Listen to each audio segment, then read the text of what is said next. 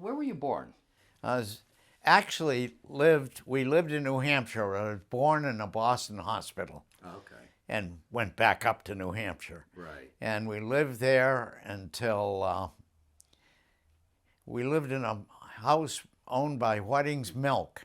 Whiting's Milk figures into my family way back somehow.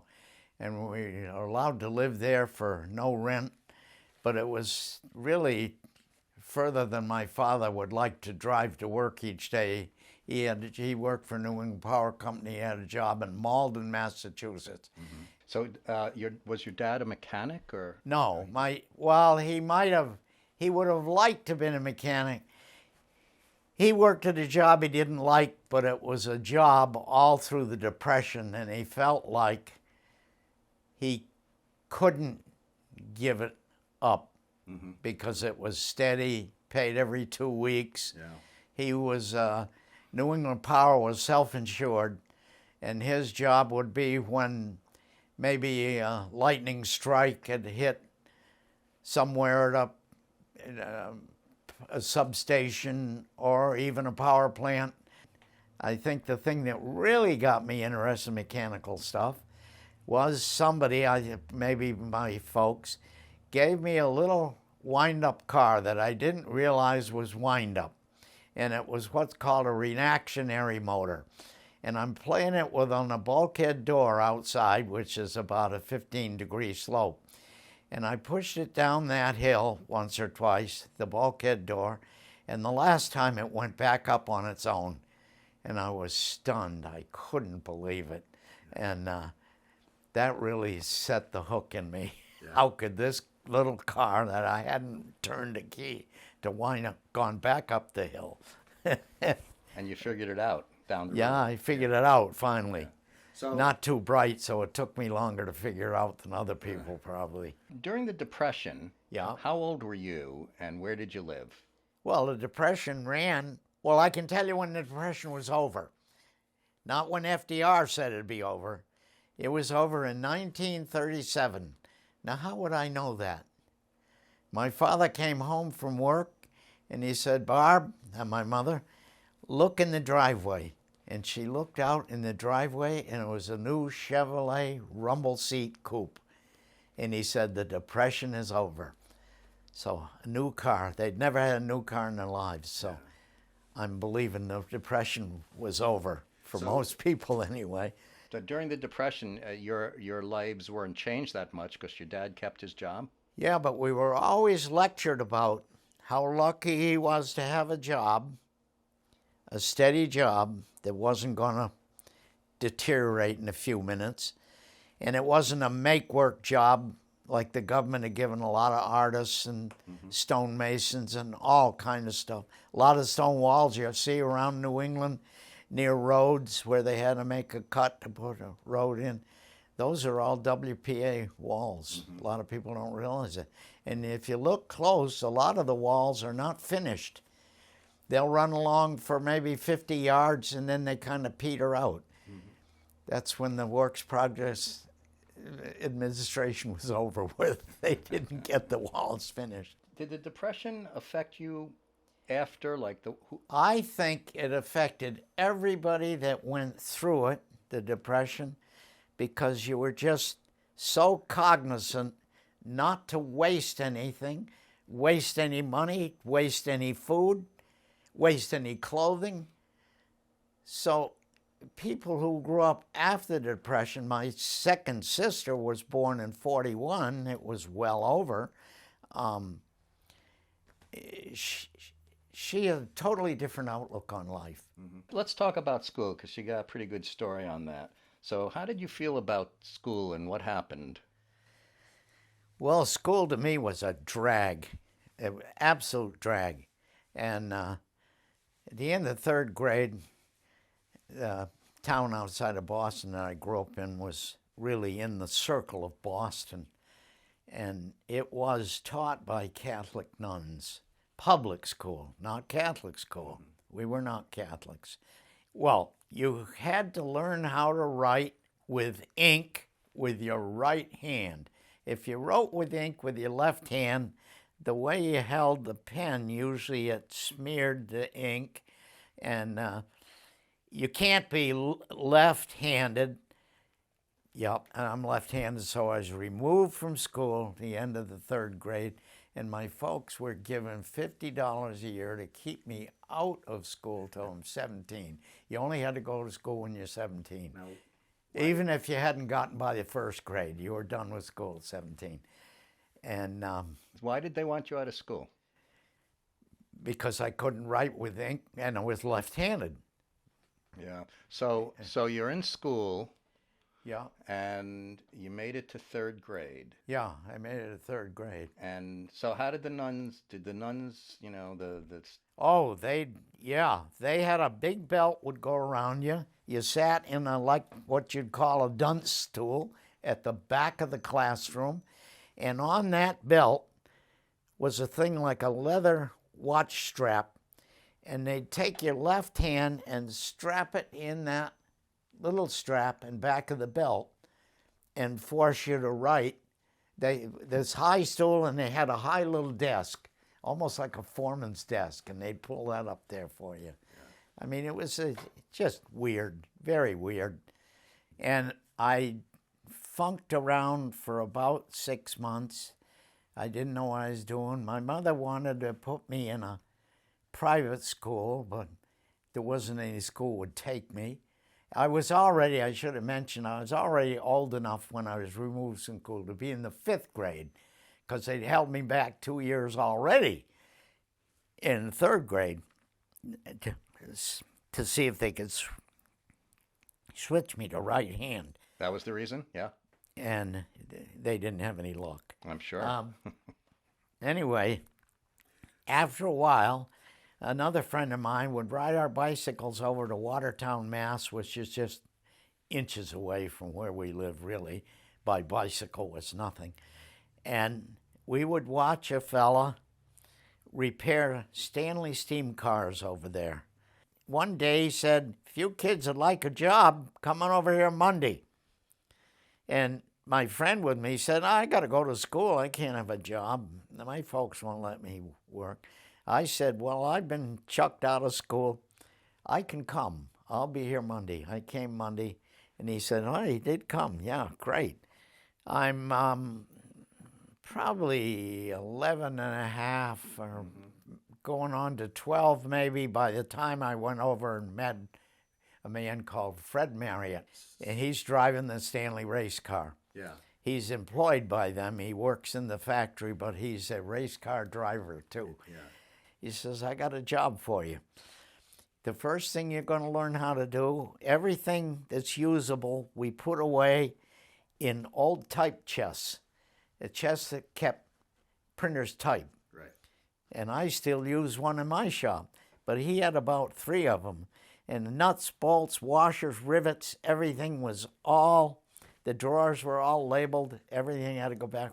So my first job was to brush off the bench onto the floor. He says it's easiest to just brush the whole bench off onto the floor. Then with a broom, just start moving the stuff around a little, and all the good stuff will expose itself from the chips and the dirt and all that. You get down there and you pick up all the good bolts, nuts, washers, everything. You got to know what size they are to put them back in the right place in the drawer. And I knew the size of nuts and bolts, American sizes, pretty much already, so that was no problem. But the problem was I'm standing around and I'm looking for the brush to dust off the bench. And there is no, we call them counter dusters. Well, there wasn't a brush, so I'm looking around. He said, well, get going.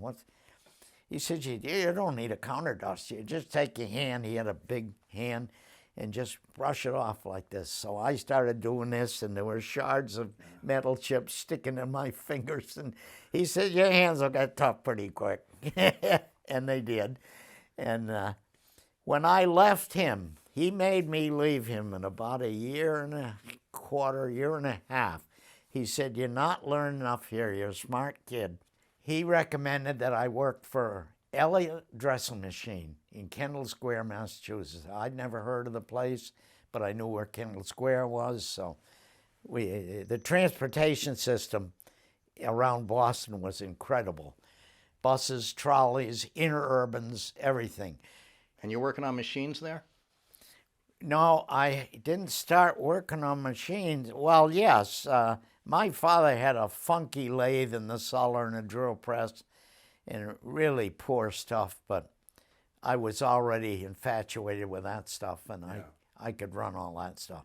And then working for Fred Marriott on the Stanleys, he had a much better lathe, and I learned how to run that early. He had a milling machine.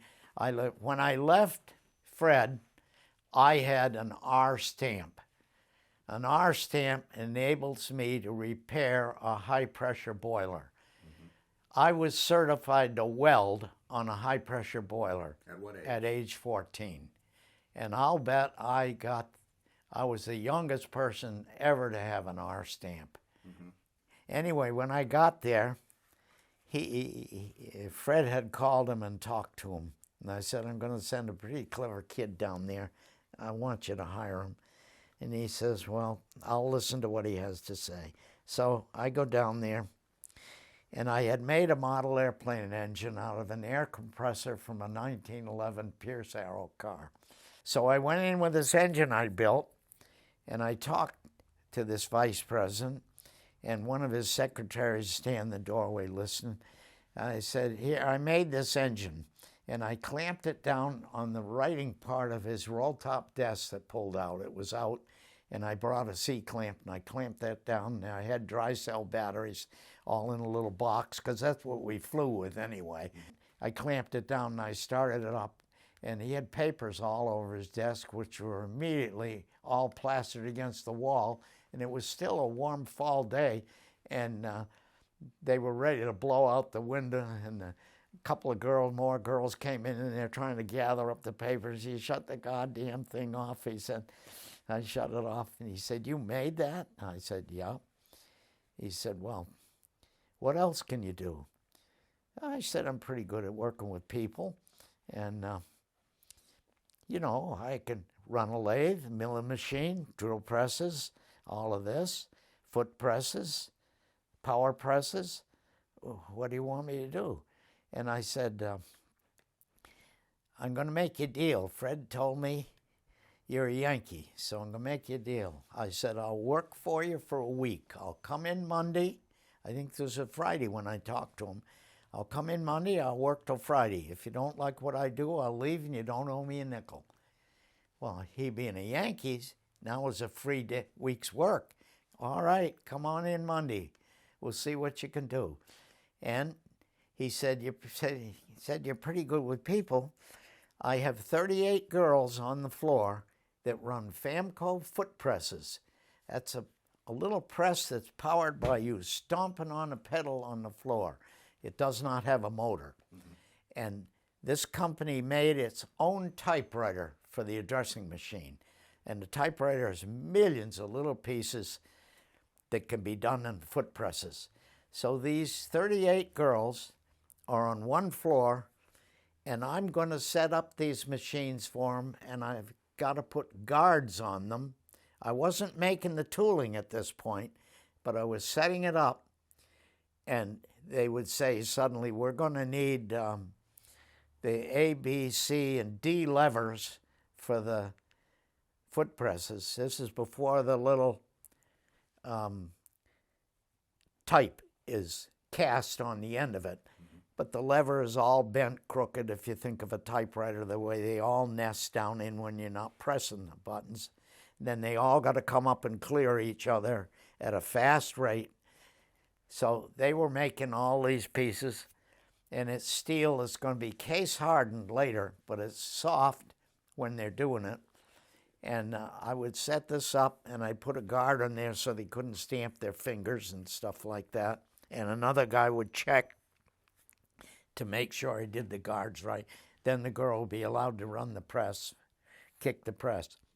Well, they made a spin-off company. They could see, they were smart enough to see that the addressing machine was not going to go on forever. Computers weren't earning it, but digital stuff was starting to come in, manual, digital stuff. There was getting to be a large demand for liquid oxygen was the first thing. And they started a spin-off company called the Cambridge Corporation. And they said to me, we want you to go with the Cambridge Corporation. This is something that's never been done before, but we're going to try and make storage tanks that can store liquid oxygen. And that's very cold. You're getting near absolute zero.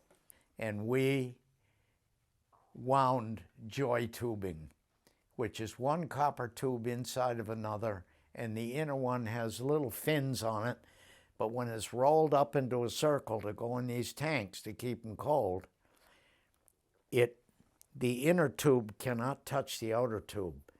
So they leased a mill that was 5 stories high, and where the freight elevator shaft should be is where we would hang this tubing.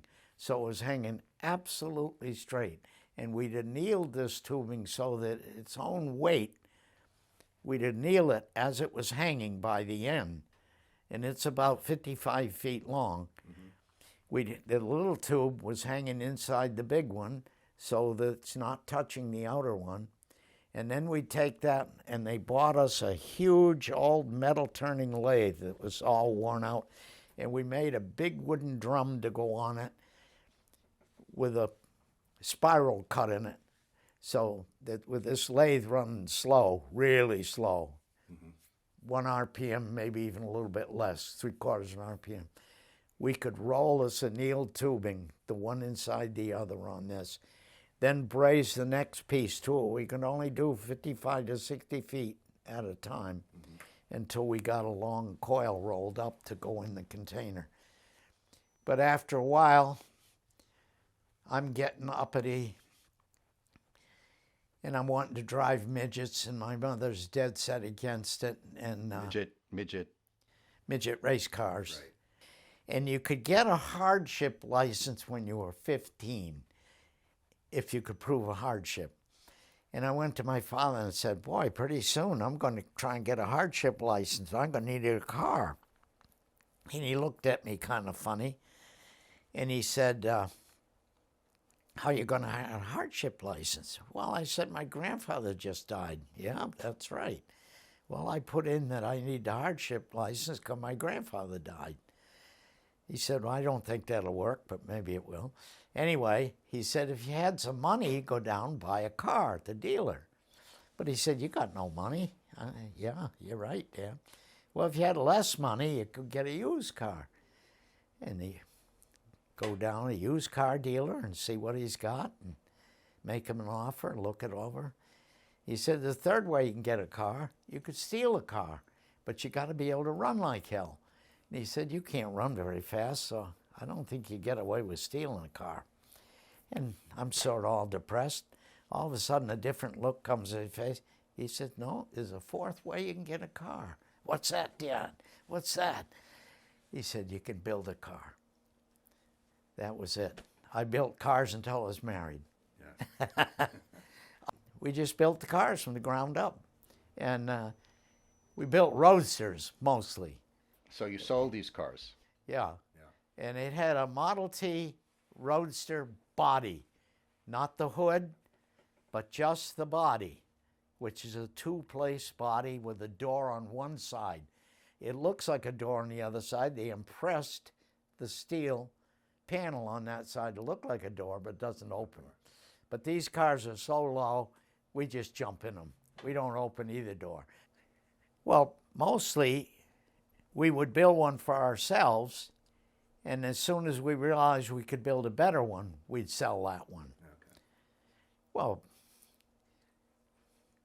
I think probably about the most I ever got for a roadster might have been $700. Mm-hmm. And that would have been a really good one at the end.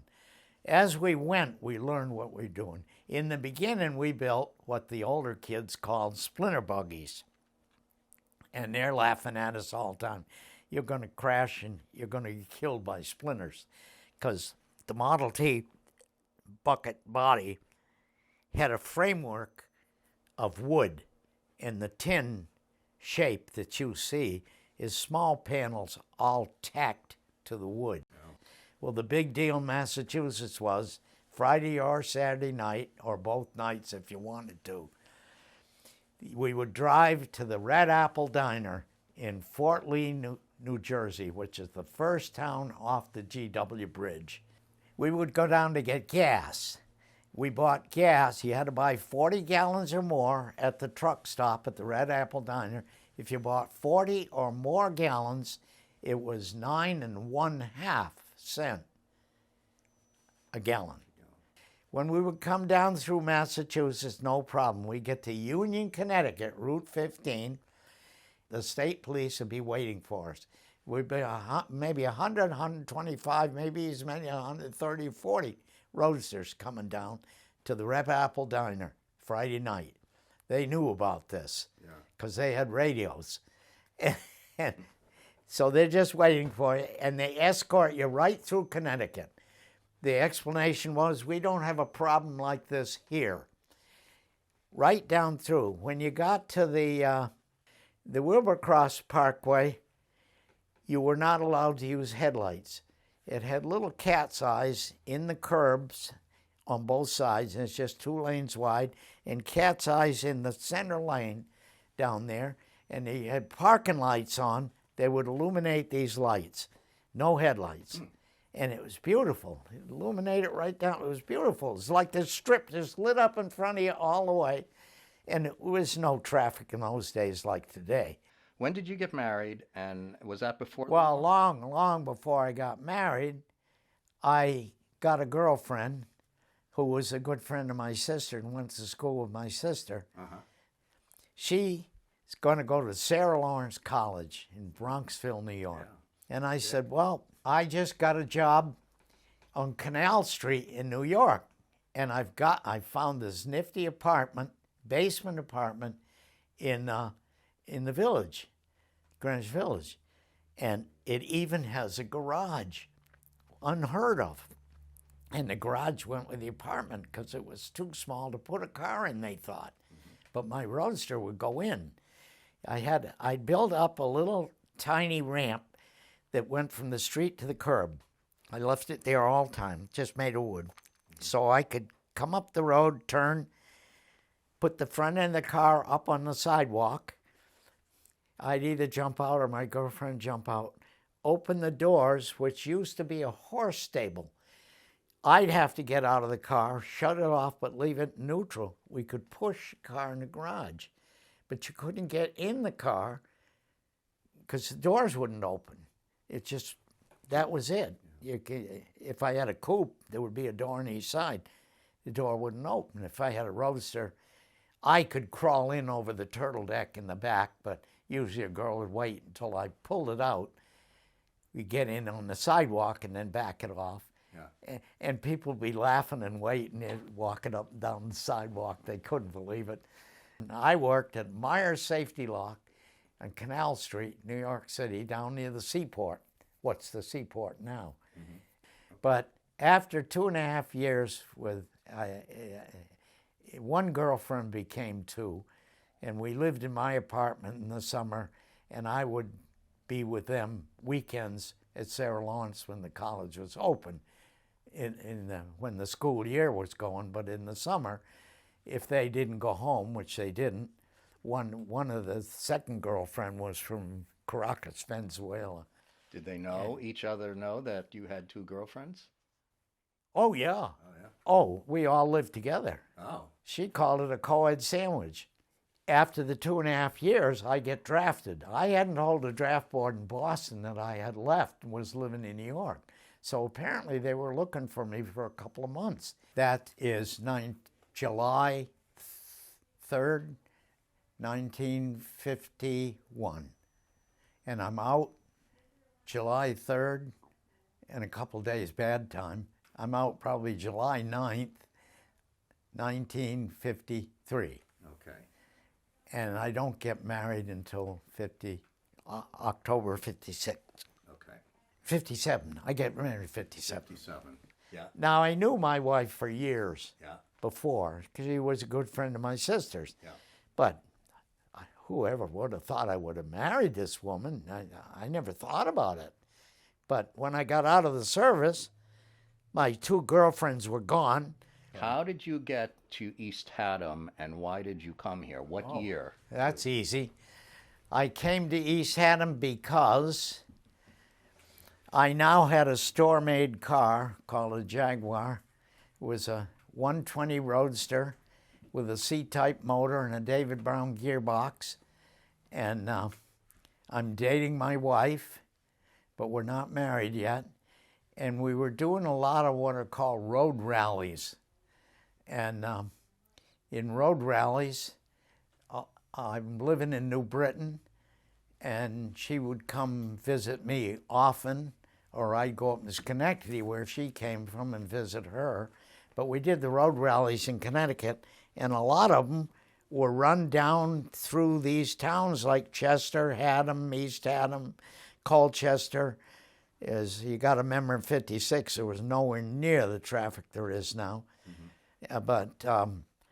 And we were pretty good at rallying. My wife was very good at map reading and following the directions the way we had to go. And the time, if you got to a checkpoint too early, it was points off. If you were too late, it was points off. So we got pretty good at this. But anyway, several of the rallies went through these towns around here. And I saw that there were some nice old houses. I was always very interested in antique houses. We'd go on these road rallies, and I said, well, I'm going to look around for an old house. I'm working in Middletown. I and 2 other people have started a partnership company called Argosy Industries in Middletown. We made all the tile for the Holland Tunnel. We hear about this guy that sells old houses when he specialized in it. Floyd Petit. He lived in Haddam, Connecticut. And he showed us many old houses, but they were almost all on something like Route 1 or someplace you couldn't live, near a gas station, some place that had been miserably developed. It was very hard to find an old house left. They were almost all gone then. But anyway, we kept looking, and Floyd showed us a couple of houses in East Haddam, not appropriate, and all of a sudden he showed us the house we're in right now. But it was the worst looking goddamn thing from the outside. You couldn't believe it. This house was owned by a guy named Wilbur Root, and he had leased it to a woman for her life for $27 a year. And it was really telling on him. And she died. He couldn't sell it. The house was a horror show. It was on the market for 5 or 7 years. Animals going in the back door and out the front. It just was horrible. Well, we looked at it, and we determined we saw more and more good features that were all covered up that nobody knew existed. But it was terribly infested with termites. Yeah. So we kept beating on Wilbur Root, and we got it down to $9,000. And I would have the thing poisoned for termites, which we did. So when did you move in here? I think it was October 2nd or 3rd, 1957. Okay. As soon as I bought a house, I saw that I would need lots of hardware. Yeah. Handmade nails, everything. Yeah. I couldn't be using antique nails. Right. They're just too unpredictable. It's too much work to anneal them all, straighten them all, and out of the 100 you do, 50 will be good. So I sat down and I learned how to make wrought iron nails. So all of a sudden, all these antique dealers and people who restore houses are hearing about me, and architects coming to me. And Fred Palmer was one of the first, and he couldn't believe I was going to restore the house. And when I really started doing it, I didn't really restore this house. I stabilized the house. But I worked on a lot of houses that were restored. And he had something to do with a lot of them. So I got to know him and Bob Carter very soon after I moved in here. And between the two of them, they got me certain jobs so I could make a living. Yet I would have maybe enough time to do my work here.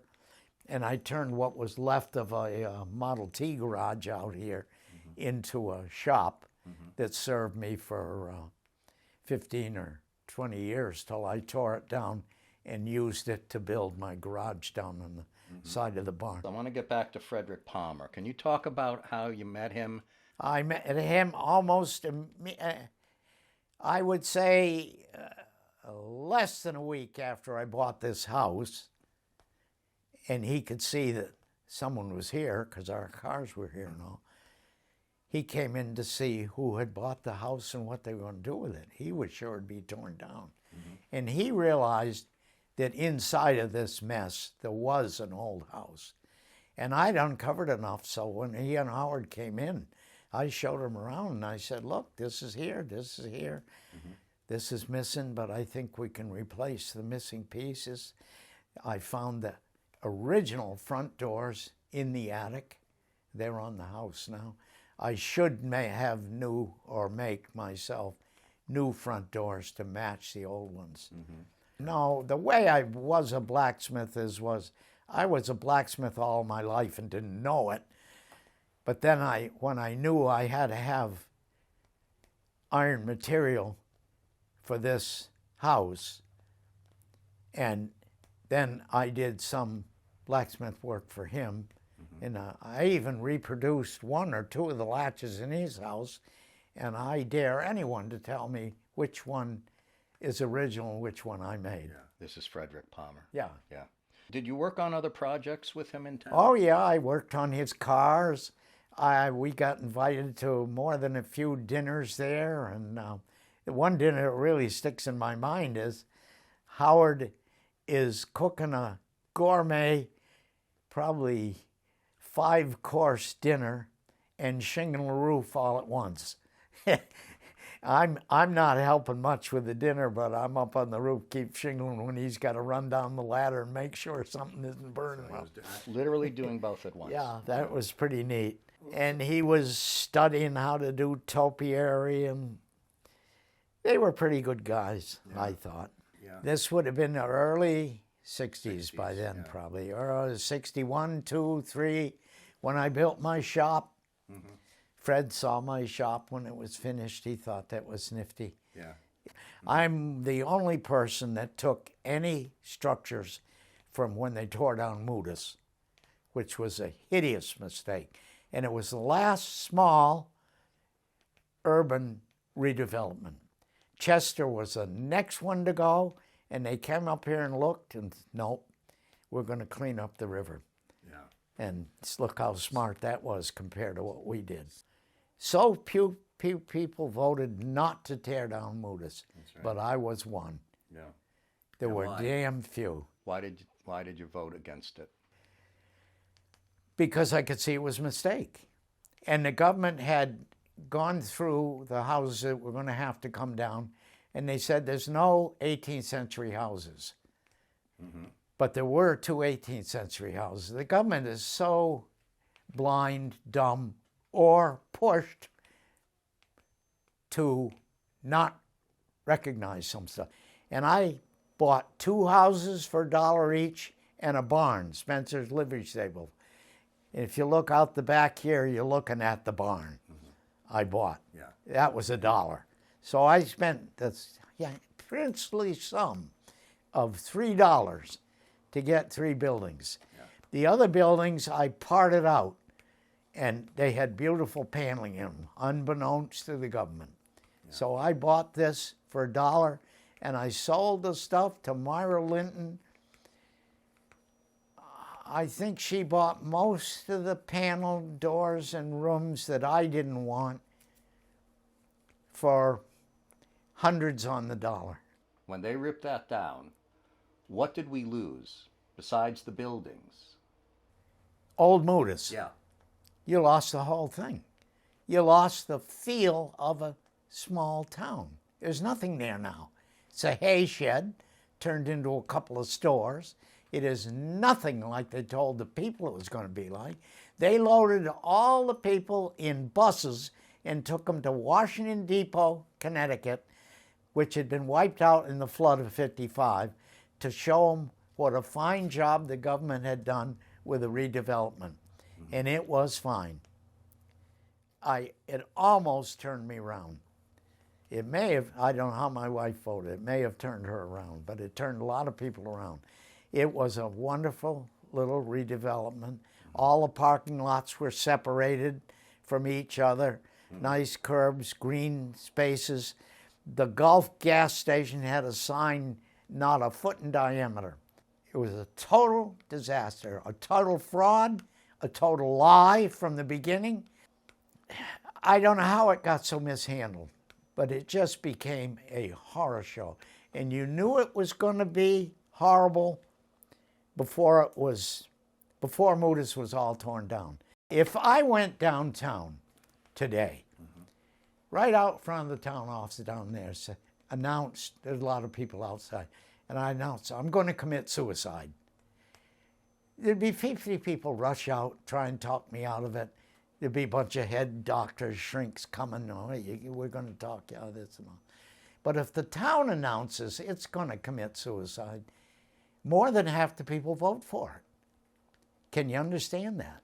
That's part of the dilemma that I can't understand. Yeah, and that they're going to do that with East Haddam redevelopment is what you're saying. Oh, a complete snare and delusion. Take that thing and turn it into a tiny park now and leave it alone. The things that cost nothing in town are nothing. Everything else costs. The more grandiose it is, the more it costs. There's no way around it. Yeah. I mean, that place will end up being housing, police, everything you can't afford. How active were you in town in your... I was fairly active. I was active building inspector for a very short time, but Irv Levowitz couldn't get me enough money to have me stop what I was doing here, so I gave that up. Yeah. You also were involved with the, can you tell me about the Historical Society? Oh yeah, I helped start the Historical Society with maybe 10 other people, but I never became president of the society. But I've given many, many talks at the society over the years. Everybody says, oh, we love this town because it's a rural town. There is precious little in this town that would be rural. No, it's been ruined for that, and there's no bringing it back. When we moved here, the road out front was paved, but it was probably half the width it is now, but the state will claim it's the same width now as it was then. Kids down the street played with toy trucks in this road and left them in the road with sand piles overnight, and they wouldn't be squashed the next day. Yeah. Now, if that happened, the kids and the toys would be squashed in 1 minute. So why do you like living here in East Haddam? I presume you do. The only reason I'm here is because of the house. I would not live in East Haddam anymore, and I would not settle anywhere in Connecticut. I wouldn't settle anywhere in New England. Okay. But I'm 91 years old. I probably only got 30 years left. And am I up to starting another homestead? I have a homestead here. I have everything I need here. So what would you tell your 20-year-old self? My 20-year-old son? Self. What would you tell yourself at 20 years Oh, old? at 20 years old. Yeah. If I was here now and I was 20. What would you tell yourself when you were 20? Knowing Oh, when I was 20. Yeah.